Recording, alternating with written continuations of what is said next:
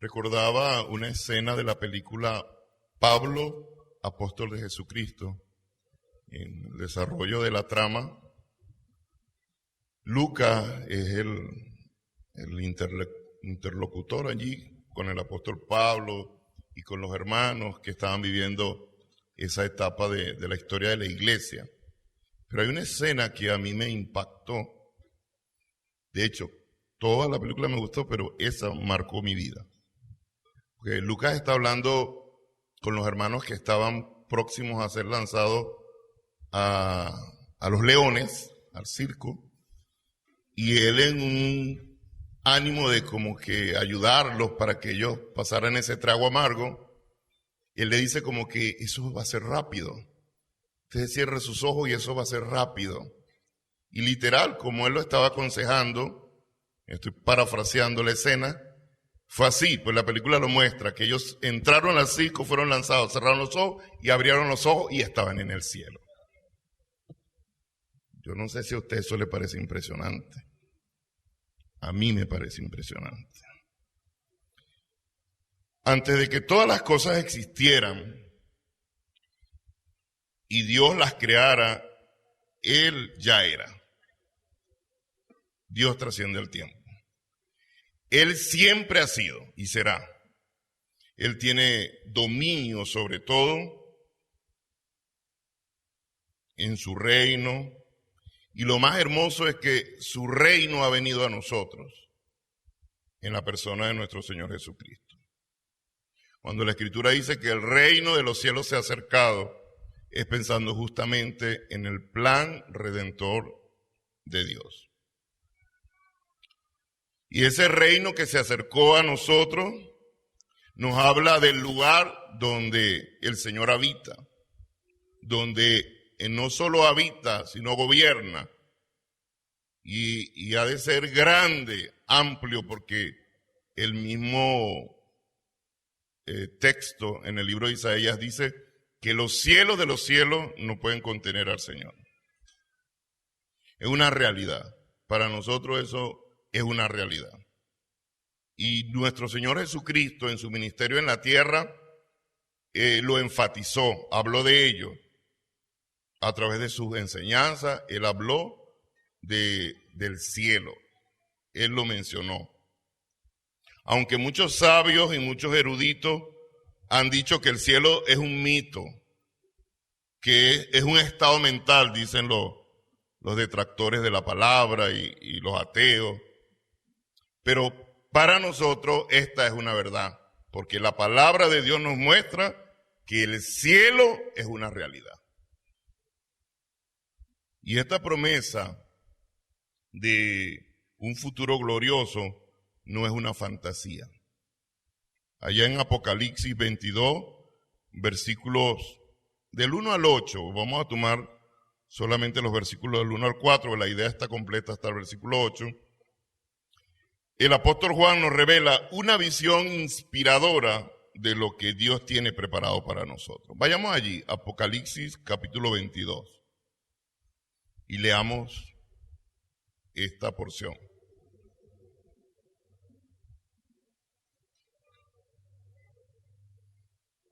Dice así: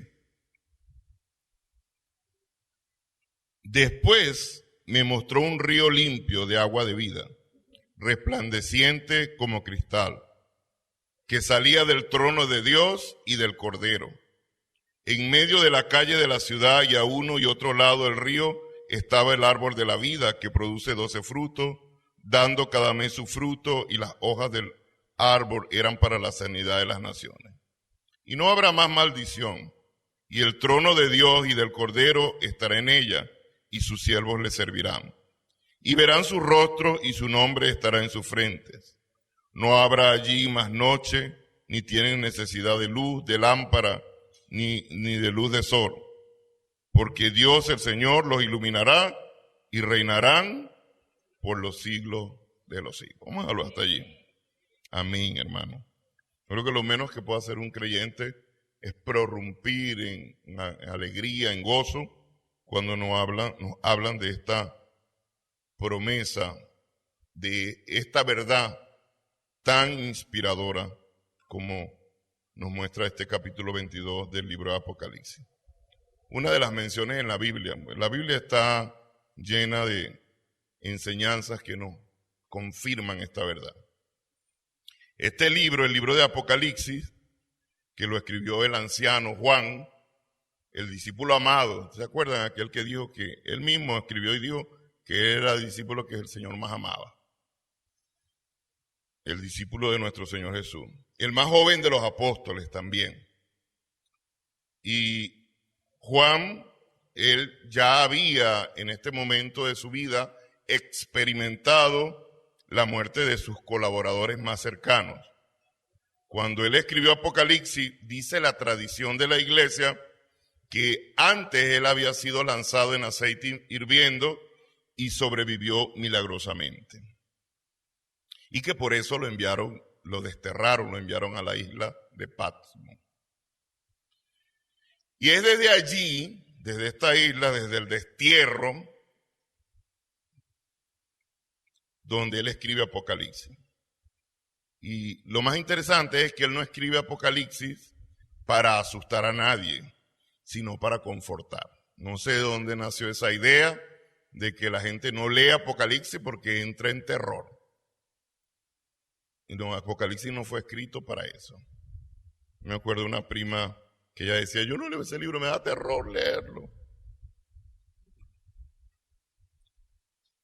El deseo de Juan y el deseo de Dios para con este libro es que para que todos los cristianos de todas las épocas, tú y yo al leerlo, salgamos con un mayor deseo de servirle a Dios, de consagrarnos a Él y un mayor agradecimiento por el Evangelio.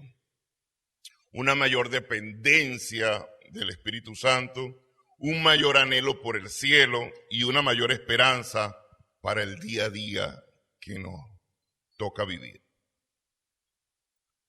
Pero también creo firmemente, en esto me he quedado meditando, que los cristianos vivimos vidas más rutinarias porque no estamos emocionados por lo que nos espera en la eternidad. Esa es la razón, o una de las razones, porque nosotros vivimos vidas rutinarias, tan planas, porque no vivimos con esa pasión, con esa emoción, con esa expectativa de saber que un día todo esto pasará y nosotros estaremos para siempre cara a cara con el Señor.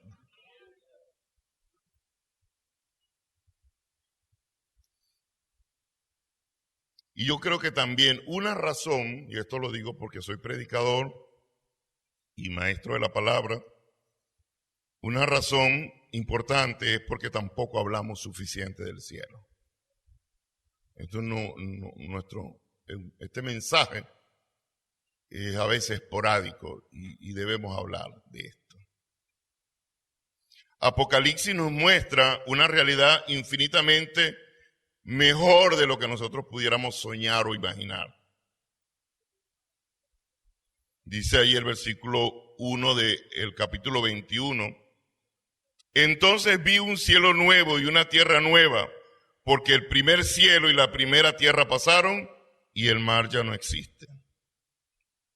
Juan, en su escrito del Apocalipsis, nos deja ver que al final de la historia, al final de todo, eso se llama la consumación del plan redentor de Dios. Al final, los creyentes vamos a morar en un lugar mejor de lo que estuvieron en Adán y Eva. Nos vamos a vivir a la ciudad santa, hermano. ¿Qué le parece? Esto lo dice la palabra. Y lo más bonito es que dice que Dios habitará con nosotros. Qué lindo eso. Y yo quisiera llamarles la atención a esta realidad de que el primer habitante de esta ciudad ya nos dijo más o menos cómo iban a ser las cosas. Y la palabra dice allá en 1 Corintios 15:20, Cristo ha resucitado de entre los muertos, primicia de los que durmieron. O sea, Cristo es el precursor. Ya Él abrió el camino. lo que dice el autor de los Hebreos, el camino vivo y nuevo. Ya Él nos marcó la ruta por la cual nosotros podemos transitar seguros, porque para allá vamos.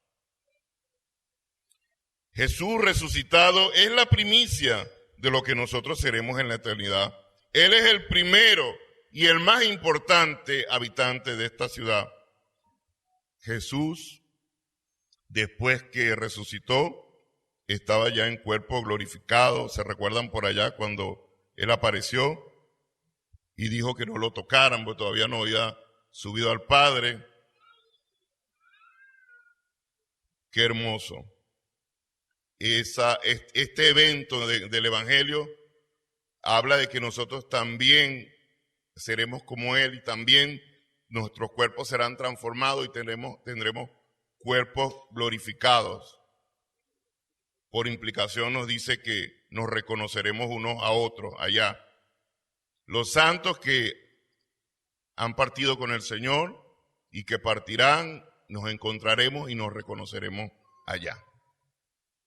No va a ser como acá en la tierra, como la pregunta capciosa que le hicieron al Señor, que si la mujer había enviudado tantas veces, ¿con quién se quedaría allá? Y el Señor le dijo, no, allá seremos como los ángeles. Eso habla que nuestros cuerpos serán transformados, serán glorificados. Bueno, para mí es increíble o grandioso que yo pueda sentarme allá a hablar con Charles Spurgeon, con Jonathan Edwards, con Elías, yo me pongo a pensar en eso, hermano.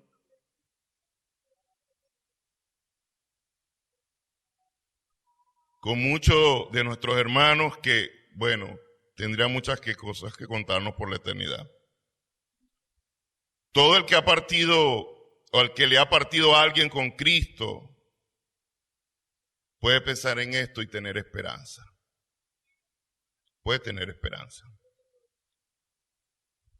Hermano, un detalle muy importante, lo que hace el cielo es que Dios va a estar allí, hermano. Eso es lo más grande, estar allí.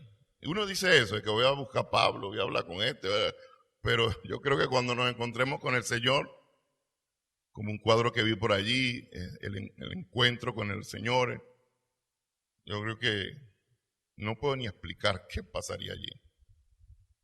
Como la canción de Marcos Vidal. Él estará allá en el centro de nuestras reuniones, de nuestras conversaciones, y será nuestra mayor razón de alabanza y de gozo en la ciudad santa. Dios mismo habitará allí en medio nuestro. La misma presencia de Dios estará allí.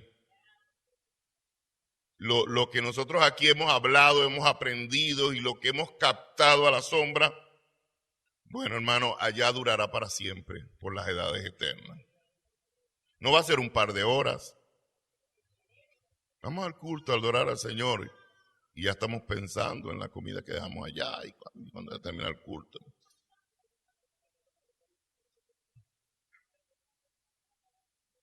No, hermano, será para siempre. Y realmente eso es lo que nuestras almas anhelan.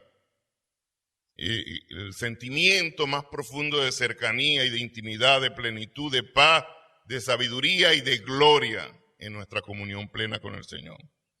Tendremos toda la eternidad para aprender de Él. Y bueno, después de 1000 años de aprendizaje, apenas estaremos en el principio de la uña del meñique del conocimiento de Dios. Y yo creo que seguiremos con las ganas de seguir aprendiendo y estando con Él allí, adorándole, estando con Él para siempre. Porque estar allá no va a ser para tener más conocimiento per se, sino para apreciar cada vez más y mejor lo grandioso de su sacrificio en la cruz. Como lo dice Apocalipsis 5. Vamos a retroceder unos capítulos. Vamos a leerlo allí.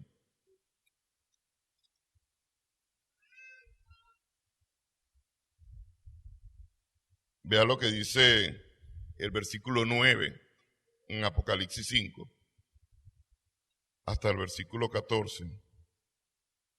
Dice, y cantaban un nuevo cántico diciendo, digno eres de tomar el libro y de abrir sus sellos, porque tú fuiste inmolado y con tu sangre nos has redimido para Dios de todo linaje, lengua y pueblo y nación. Y nos has hecho para nuestro Dios reyes y sacerdotes y reinaremos sobre la tierra. Y miré y oí la voz de muchos ángeles alrededor del trono y de los seres vivientes y de los ancianos, y su número era millones de millones, que decían a gran voz, el Cordero que fue inmolado es digno de tomar el poder, la riqueza, la sabiduría, la fortaleza, la honra, la gloria y la alabanza. Y todo lo creado que está en el cielo y sobre la tierra y debajo de la tierra y en el mar, y todas las cosas que en ellos hay, oí decir, al que está sentado en el trono y al Cordero, sea la alabanza, la honra, la gloria y el poder por los siglos de los siglos. Los 4 seres vivientes decían amén, y los 24 ancianos se postraron sobre su rostro y adoraron al que vive por los siglos de los siglos. Dígame si eso no es impresionante, ese cuadro, hermano. Entonces, ¿qué vamos a hacer en el cielo? Adorar a Dios, ¿verdad, hermano?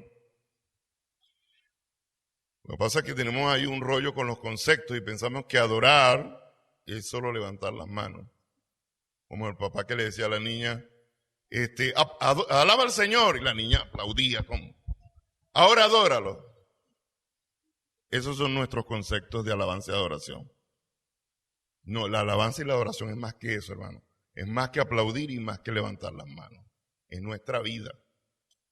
Es cómo nosotros vivimos, nos conducimos. Alabar, adorar a Dios no es solo levantar las manos. Nosotros adoramos a Dios al hablar, al reír, al leer, al vivir. Y eso es lo que nosotros haremos por la eternidad. Adorar a Dios con todo lo que somos y con todo lo que hagamos, con todo lo que pensemos, con todo lo que anhelemos. Y allí Dios por fin será verdaderamente nuestro todo. Ahí no va a haber competencia, no va a haber nada.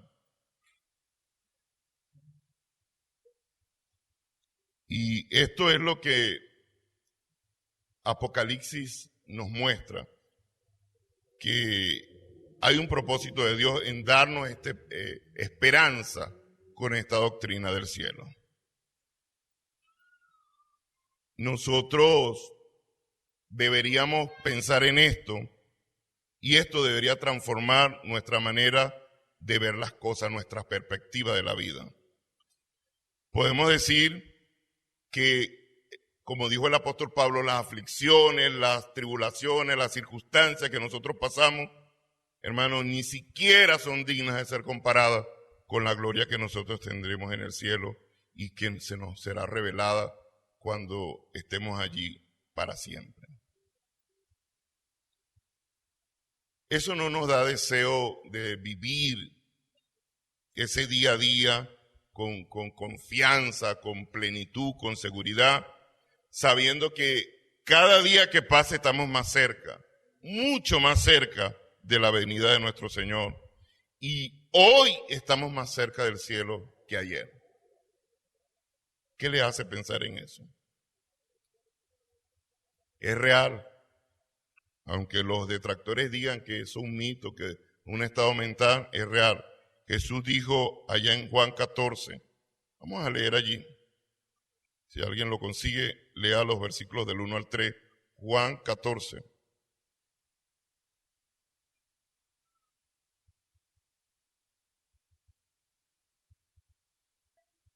Hermanos, si Dios te da una casa aquí, pequeña, grande, una mansión, disfrútala. Disfrútala. Úsala para la gloria de Dios. Eso sí, muy importante. Úsala para la gloria de Dios. Que sea un recinto de adoración, de oración a Dios. Pero tu verdadera casa está en el cielo. Ahí está nuestra casa, hermano. Puede ser que tú aquí estás soñando con la casa ideal, soñada. No, hermano. Nuestra casa está allá, en el cielo. La que nos va a durar por la eternidad. Dice, muchas moradas hay. Cuando usted ve la palabra en el texto original, en griego es mansiones. Por eso algunos himnos traducen mansiones, las mansiones celestiales, porque es lo que quiere decir el escrito en los textos originales. A eso fue el Señor, dice la palabra, a prepararnos un lugar. Hermano, estamos en un momento cumbre y por lo que la Escritura nos dice, el Señor está a punto de tocar la trompeta y Él mismo nos levantará y nos llevará con Él. Pero ¿cuál es el problema? Que muchos de nosotros vivimos como si no estuviéramos esperándole. Y nos hablan del cielo y de las moradas eternas y de las mansiones, y eso como que lo vemos allá en algo lejos, alguna cosa así como que lo entendemos, o al menos hay una comprensión intelectual, pero como que hay algo allá, por la manera en que vivimos y nos conducimos. Vamos a leer en Apocalipsis 20, los versículos del 12 al 15.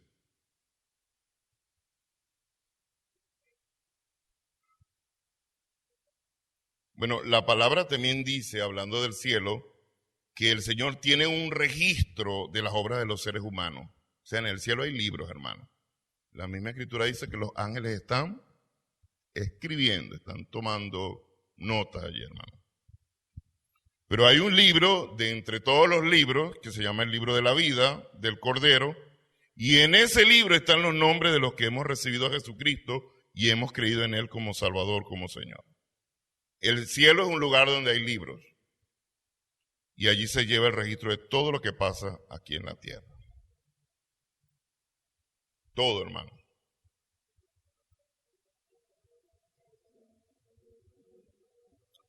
Yo creo que el problema también es que cuando nosotros nos hablan del cielo pensamos inmediatamente en la muerte y tal vez hasta decimos, oye, yo no me quiero ir todavía. Cuando uno le nombran el cielo, inmediatamente lo asociamos con la muerte física y tal vez algunos, a un creyente, dice, oye, yo no me quiero ir todavía. Cuando lo que a un creyente, lo mejor que le pudiera pasar es irse con el Señor, hermano. ¿Por qué usted cree que el apóstol Pablo decía que el morir es ganancia? Para nosotros es solo un tránsito.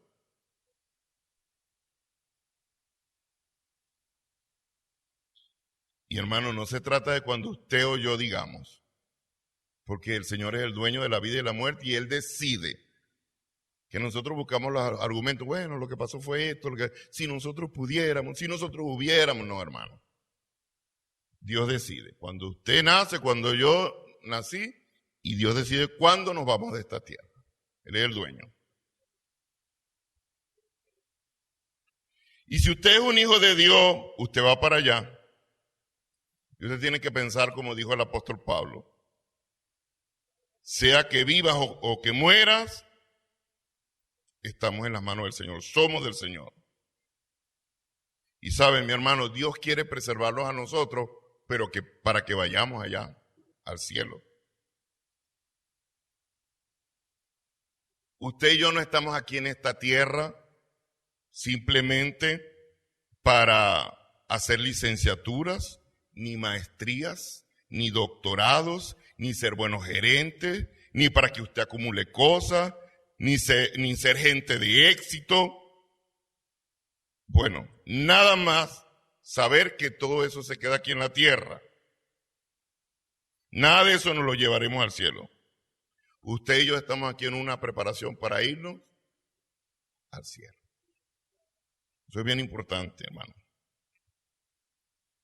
Y Dios nos tiene acá por la misión que Él nos ha encomendado, para que nosotros seamos testimonio, para alcanzar a otros mediante el mensaje del Evangelio, el plan redentor del Señor, su propósito de venir y morir en una cruz para la salvación y para la restauración integral del hombre perdido, para que otros también se han trasladado del reino de las tinieblas al reino de la luz y para que juntos nos vayamos al cielo. Nosotros muchas veces nos desenfocamos, perdemos la perspectiva, hermano. Y esa visión del cielo se desdibuja. Dios nos ayude, mi hermano. Yo quiero cerrar con esto.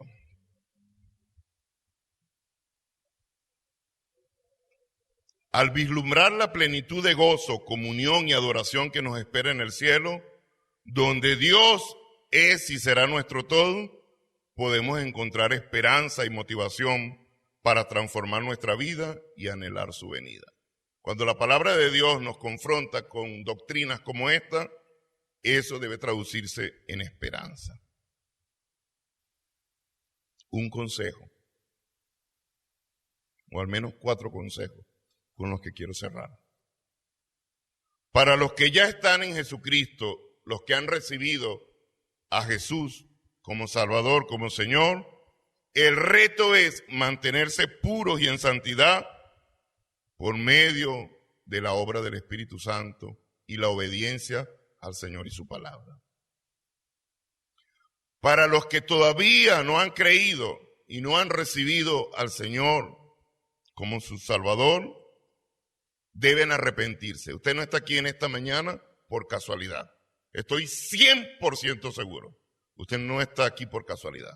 Debe arrepentirse y debe reconocer a Jesucristo como su Salvador, reconocer el sacrificio en la cruz del Calvario, creer en Él para que usted pueda anhelar la gloria del cielo. Porque la muerte es sorpresiva de la manera que la pongamos. Aún en la gravedad más que tengamos, siempre nos sorprende.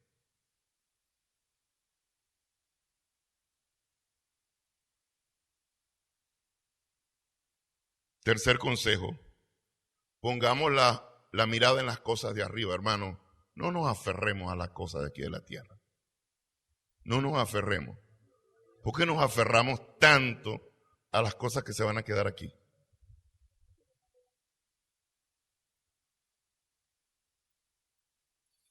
Finalmente, estamos viviendo días cumbres y no es tiempo, hermano, de retener basura espiritual en nuestras vidas.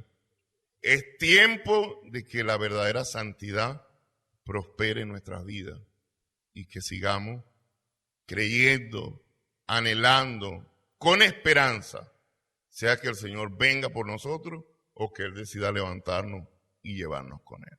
Amén. Póngase de pie allí donde está. Y vamos a darle gracias al Señor.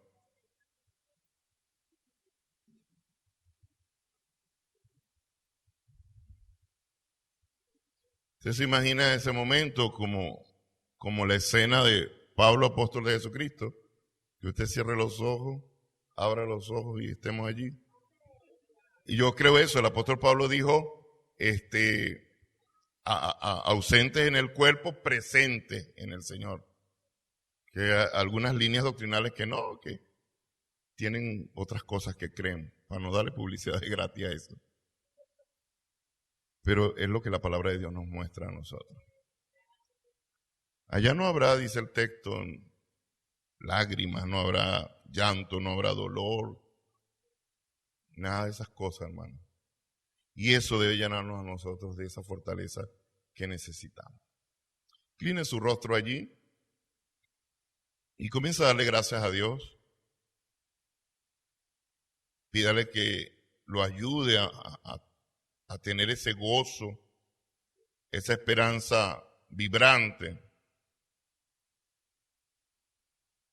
ese anhelo.